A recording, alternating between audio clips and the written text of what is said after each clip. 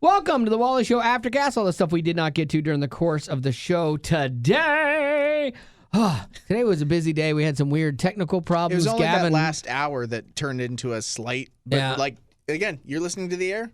No one knows. No one knows. But you see on our end, our entire log just goes bloop. Yeah, I'm over here like with my fingers on buttons. Can I go? Can I go? I don't know. Can I go?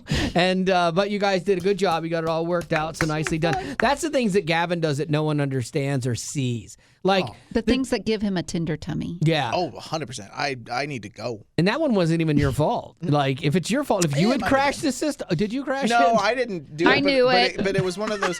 It's something that's like it's similar to like telling Wally bad news when we're on in the actual show. Like I've learned that just wait until after to deliver something that may need to be talked about more. Because this was something I could have waited on probably. You mean to fix it? Yeah. Like, once it hit DEFCON 1, you couldn't. I didn't know. Like when he pressed like one button, it decided to do the one thing, which is just I don't even understand what happened. But. Well, the other thing that's been going on during the course of the show today was a fashion show. Betty Rock trying on. I don't even know how many pairs of jeans we clocked in. I think it was around 8? I think 11. 11. But yeah, this is where my Enneagram 9 shines through when I can't make a decision. Sure. I need other people to tell me what their thoughts are. But do you really listen to their thoughts and opinions? I listen and I consider it. Right. I add it to my internal dialogue. Right. And then we even had Kaylee down here, and she was giving some,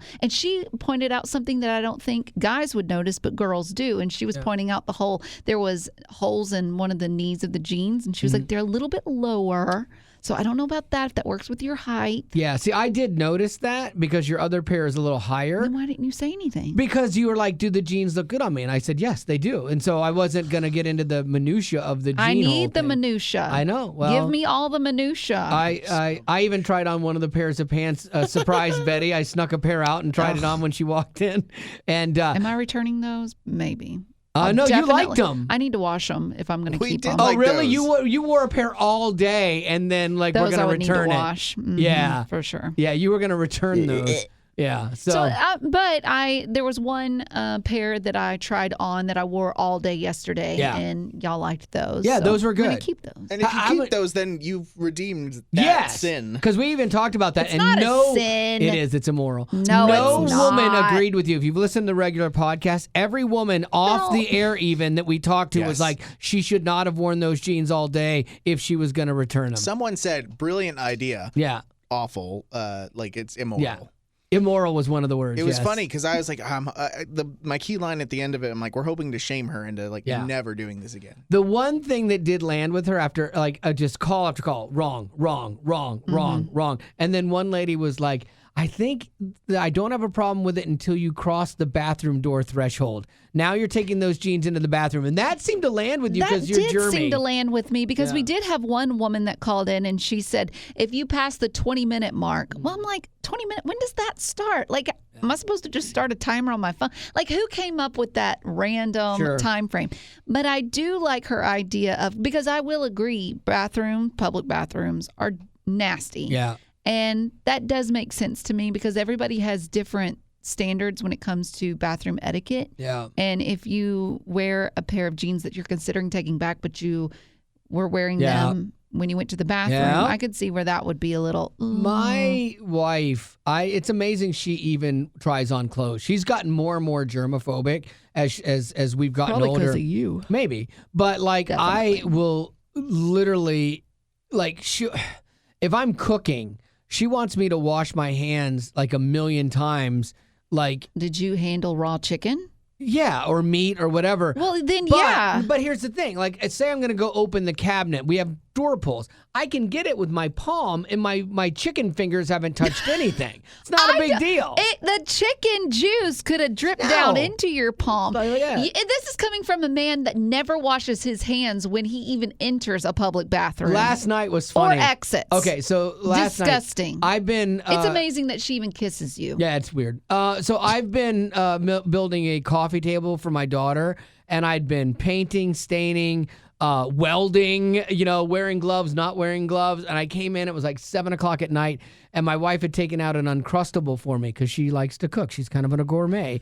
And that's all I'm worth. No, I love Uncrustables. I love Uncrustables. It's one of my favorite meals.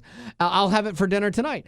And so it's basically a peanut butter and jelly sandwich. And so I open it up, and I'm telling her about the day, and I'm eating that, and she goes, "Did you wash your hands?" I'm like, "No."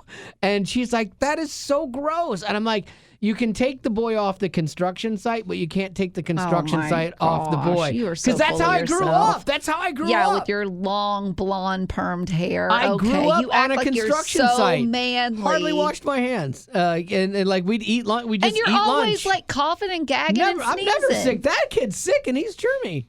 I'm germy? Yeah, like you're afraid of germies. No, I'm not. You're germophobic. I right? wash my hands because it's normal. Listen, But, he like, thinks I'll anyone lick is anything. germophobic if they wash their hands. Yeah. They are germophobic. Well, Marty's gotten really bad about it because there's things that I'm like, "Are you really making an issue out of this?" She's like, "Yeah," or she's like, "You don't know half of it." Like I want to say a whole lot more, but I don't. I'm like, really? Interesting. Because you said a lot. And so yeah, she's gotten worse about it. So I'm amazed that she even tries on clothes. Does she ever try, like, because I definitely, after I worked at a daycare, that really opened my eyes to germs, and I have slowly been trying to not become that person anymore. Yeah. So I push the boundaries. There are times where it's like, I feel like I should wash my hands, but I'm not gonna, because I went and got the mail out of the mailbox or something. Oh yeah, I would never do that. So, but I'm saying a germy person, Right. me when I was working in the daycare, totally would. Yeah. But I pushed myself because I don't want to get locked into that because I know it'll drive me crazy. Does she ever do yes, that? yeah. Does she push herself? I think it's getting she's saying I push myself. I could slide Okay. really far this Okay. direction, but she's saying that I'm not. She's like, you don't know the half of what's going on in my head. Well, and if you Okay. if coming to my house would be a terrifying example probably for a germ person because we're dealing with like a mice issue. Anyone who deals with a mice issue, you deal with it because you're like, oh, I'm noticing like droppings in places, and you're like, oh, that's so it is disgusting. Yeah, it's gross. It's nasty. You see that and you're like, oh man, that's gross. I got to clean that up. Ooh, good. But then if you just do the big old deep dive in your head, you don't know where they've crawled. You don't know what they've crawled on. They don't know what they've gotten into. That's why you just can't think about it. You just can't think about it because it's like you can't pay for deep. Yeah. I'm not going to do a deep clean on my house just because I saw mice. Like I've licked the bottom of a shoe on a dare, and my tongue felt weird for like a day. But like now, I wouldn't do that now. Like I'm at least He's a changed man. Yeah, I've grown a little. He's and grown. There are things. You wouldn't get it. There are things that even I look at as germy, and I'm like, okay, yeah, you know what? I will go wash my hands on that one, or oh yeah, that's a little. Gross. What was the last time something like that happened? There was something really good. You accidentally touched a urinal? Yeah, no. Even then, you're I like, never touch. nah. No, you don't ever touch a urinal. Like, no, that would be grounds for 100% washing. Like, you flush it. If it's not an automatic flush, you flush it with your elbow. Wow. Yeah, well, absolutely. I don't touch anything. You can teach an in old there. dog new tricks. Yeah. Or when you go to leave the men's room, you use your pinky and just pull the handle. And I always pull in the middle because a lot of people, I think, grab it at the top or the bottom. So I try to beat the odds. You really are thinking. Think it through. So you can do that, but I feel like there are some times where you refuse just because you need to take a stand. No. Buc-ee's bathrooms, great example. Fantastic. Buc-ee's, okay. Love them. For a men's room, you have all the wall of urinals, and then they've got like the partitions in between them. Fantastic. At Buc-ee's, they have hand sanitizer on every one of those partitions. Oh, wow. So when you finish, you hand sanitize your hands Do you and guys walk not out. have like multiple hand sanitizers in the It's stalls? been a hot minute since Yeah. I've been Stalls. to a Buc-ee's. I don't remember that I happening. don't like washing my hands because I don't like the water, and I don't like getting my and every time I go to put my hand in one of the automatic ones, it never turns on. It thinks I'm a vampire. It cannot see me. Like I have no reflection. I'm like, and then I'm like doing my hands all weird. I'm like, I'm not doing it. It's but when crazy they that- have the hand thing, the hand sanitizer, absolutely. Your personality is fascinating because like not bothered by licking bottom of shoe. Sure. Bothered by water on my hands. I know. I don't like that. It's water. Right. So you're that. Maybe we're germaphobes, but you are that person. Yeah. I got water on my hands.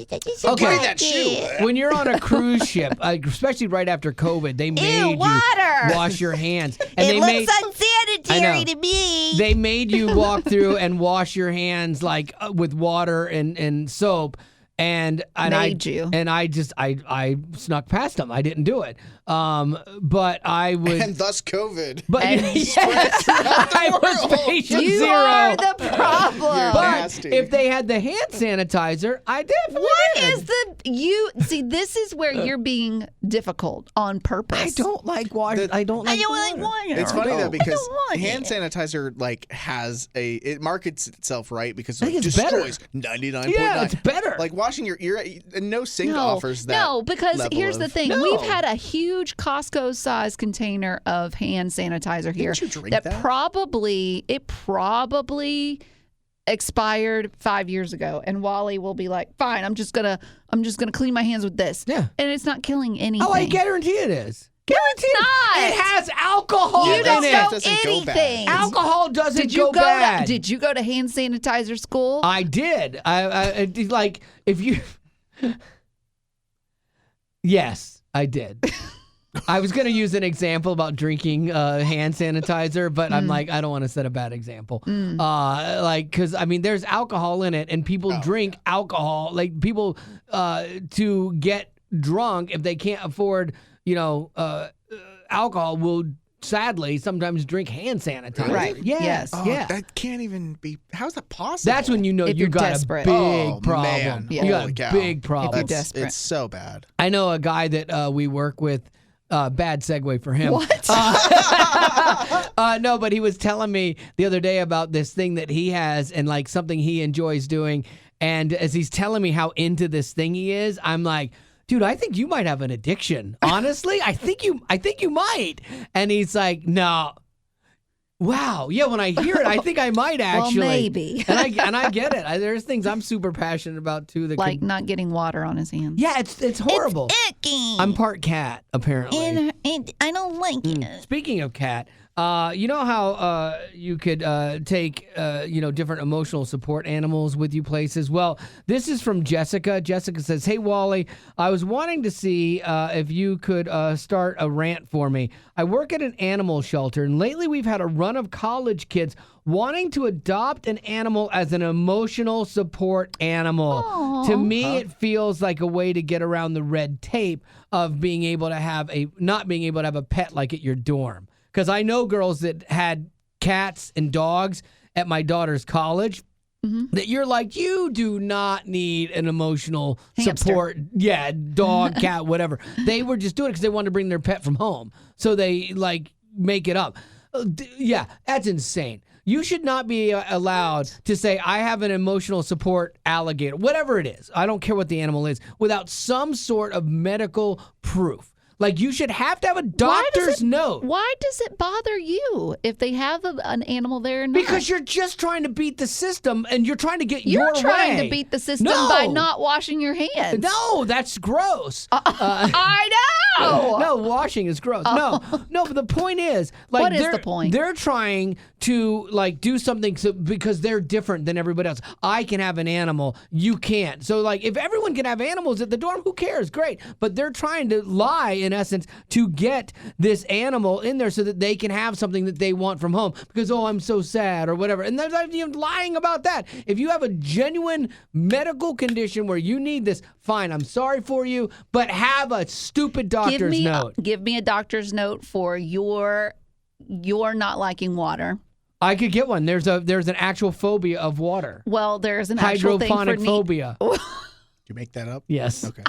Because literally, it had hydro in it. Your point, just replace the emotional support animal with water. No, because it has nothing to do with it. Because my thing, it's the same thing. No, it's not. Aquaphobia. There's not a rule against washing your hands or not washing your hands. It's not a rule. Now, if I worked at a restaurant and you have to wash your hands before you go back to work, and I said, I'm going to bring in my emotional support hand sanitizer, and they're like, no, we want you to wash your hands because it's better for this, then I would have to acquiesce to that, even though I don't like it. I would have to do that. You know what I'm saying? And so for me, because the good of humanity is not good look enough. Look at all these idiots that are like, I'm bringing an emotional support peacock on the plane because they didn't want to pay to fly their peacock. Yeah. And so they lie to get what they want. It drives me nuts. And like, if you're so like messed up in the head that you can't walk 10 feet without a cat on your chest, then you got some bigger issues that you probably need to figure out with someone. Go talk to somebody. Not me. Don't talk to me about it. Yeah. Talk to someone about your need to stand your ground when it comes to keeping your germs. Yes. This is somebody who needs to talk to somebody, and not her mom, Miley. Miley's mom, Miley Cyrus, gave her, I think, probably some of the worst advice ever. She did. I'm so glad you brought it up. Yes, Miley Cyrus was recently in an interview with her sisters. I didn't know that she had 2 other sisters. Yeah. And her... Yeah, their names are Who's and That. Who's nice. Okay.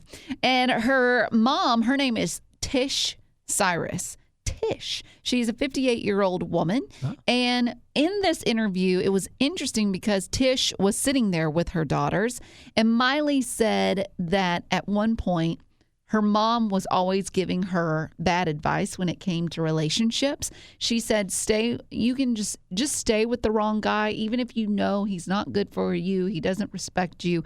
If he's hot, then advice. You can deal with it. Because and Miley said this in front of her mom, and her mom, Tish, said, actually, that was good advice. No, it's not. She said at some point in a relationship, you get over it, but at least you have someone hot to look at. That's so superficial and horrible. You should make a better choice going in so that you're not over the relationship. Not everybody gets over a relationship. Now, that was your experience, Tish, because you're not going to tame a maverick like Billy Ray Cyrus and Mullet Man. Come on, that's your own fault. I'm curious if she saw him as beautiful. There. You know, she probably did back in like the late 80s, early 90s for sure. But you destroyed your daughter. Your daughter cannot string together a marriage, a relationship. Yeah, like you destroyed her. Well, she married Hemsworth.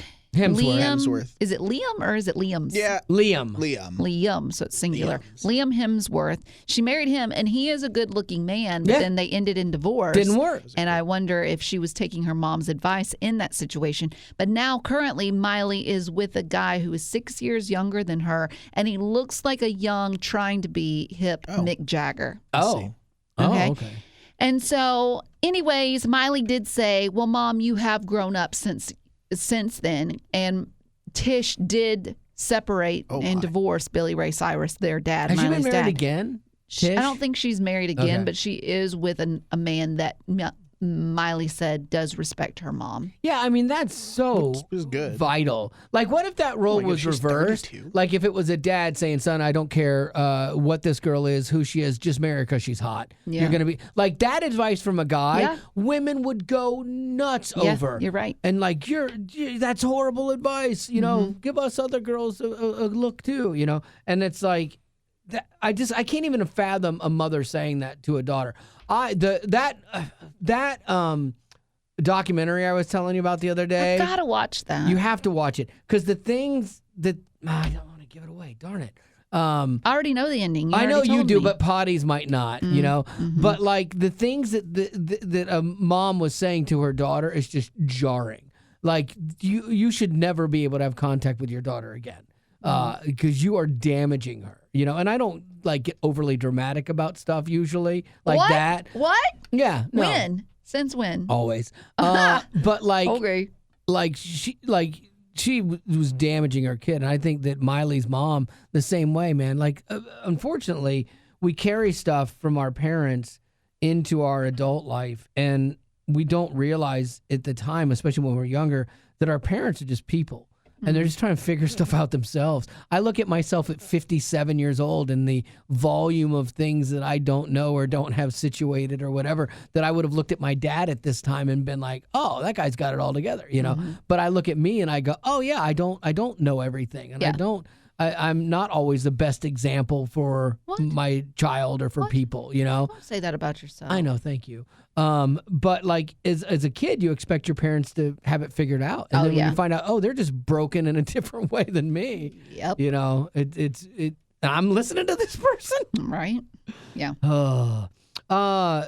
One of the things that I would like to do is with my daughter is to celebrate her birthday coming up. Oh, you would? When is it? It's in November, so I was making her a coffee table over the weekend, and so I in yesterday too, and so I'm really happy with how it came out. I told Betty Rock, I said, I'm gonna show you some pictures. I'm gonna need you to ooh and ah a little bit to make my time worthwhile. And you did like what I created, correct? He did very well. I want to see it. I'll show you After show. And so we'll do that for her birthday. Hopefully, get up there for when we go up there in November. And speaking of birthdays, do you have any?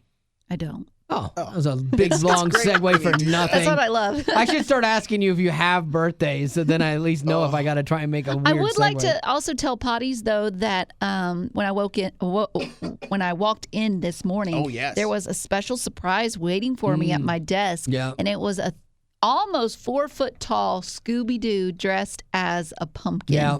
Precious. It's one of those things that you put in your front yard, like one of those blow-up things. It's so for someone cute. who doesn't own yard. I know. Yeah. What was the thought process on she could put it inside. You could put it in the yard. You could put it in her front yard. Do you have a front yard? Like, do you have space? I have grass. Yeah. Do you really? That's all you need to do. But it's communal. It doesn't matter. Doesn't matter. You can put it up there. No one's going to say anything. It's big. But it was, my wife and I were at Lowe's getting stuff yesterday, and Marty saw it. She goes, oh my gosh, Scooby-Doo Betty would love this. And I'm like, and she was right. I at first had the same thoughts of like, well, where would she put it and stuff? And Marty's like, she could put it in the corner of the room and let the boys play with it. Her cats. Pump it. Yeah. And so we kind of walked around. I said, let's think about it. We walked around, which I was so surprised at Marty because Marty, like for gag gifts and stuff, doesn't want to spend $1. But on this one, she was like, I think she would love it. So I'm like, all right, well, let's go back and get it. So we go back and get it. And then I put it in today. And the confused look on Betty's face because I set it up on her desk, and when she first walks in, she's like, "What? I haven't watched that part yet. What?" And I'm like, "Do you like it?" And she's like, "I love it." Once it all settled in her brain that it was for her. I just needed it to be like, wait, am I seeing what I think I'm seeing? Because you can go down the small little like copper brass animal route. Yes, because she loves those. those. Love it. Down the 4 foot tall inflatable Scooby route. Also effective. Yep. So anyway, and inconvenient. I hate that I gave you your Christmas present early, but absolutely not. This isn't just because. Do you deserve just because? Yeah. All right. Well, Gavin got Witch's Brew the other day. Yeah, that was super. All Halloween based at this point. I have to even it out things for my kids. Sweet. So sweet. All right. Well, I think that's going to have to do it for our Aftercast for today. And as always, thanks for being a potty. Growing up in poverty has never been easy for children, but with the added challenges of the pandemic, conflict, and natural disasters, families around the world are facing an unprecedented food crisis. Unfortunately, those who are already hungry are now even more desperate. But by sponsoring a child through compassion, you can help provide life-sustaining essentials such as food and clean water. And with your compassionate support, that child can not only survive, but also flourish. You can find out how and choose a child to sponsor when you click on the compassion banner at wayfm.com.